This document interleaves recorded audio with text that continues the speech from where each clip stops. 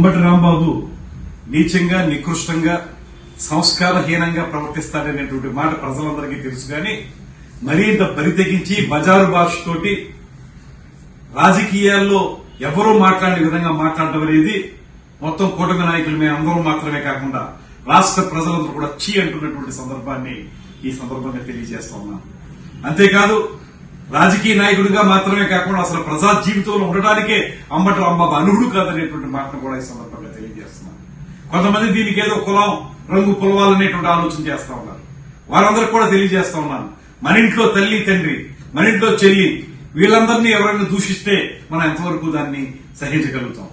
ఇవాళ రాంబాబు మాట్లాడినటువంటి మాటలు ఒక ముఖ్యమంత్రి స్థానంలో ఉన్నటువంటి చంద్రబాబు నాయుడు గారిని, వారి పెద్దల్ని కించపరిచే విధంగా పచ్చి బూతులతోటి మనం మాట్లాడడానికి కూడా వీలు లేనటువంటి భాషతోటి మాట్లాడడం అనేది ఎవరు కూడా సహించేటువంటి విషయం కాదు. ఇంత ప్రజలు మిమ్మల్ని చీకొట్టినప్పటికీ కూడా ఇంకా మీరు తగుదనమ్మా అని రోడ్ల మీద వచ్చి మాట్లాడడమే తప్పు.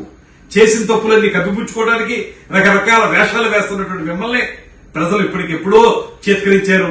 మళ్లీ అసలు మిమ్మల్ని ప్రజల మధ్య తిరగడానికి ఒప్పుకోరనేటువంటి మాట కూడా స్పష్టం అవుతోంది. నేను ఆ పార్టీ అధ్యక్షులు మాజీ ముఖ్యమంత్రి జగన్ గారికి కూడా తెలియజేస్తా ఉన్నాం, మీరు ఇంకా సమర్థిస్తున్నారు అంబటి రాంబాబు గారి మాటల్ని. ఇది ఎంతవరకు న్యాయం? అసలు సమాజంలో ఈ రకమైన బూతులు సంస్కృతి తీసుకొచ్చిందే వైఎస్ఆర్ కాంగ్రెస్ పార్టీ అనేటువంటి మాట ప్రజలందరికీ తెలుసు.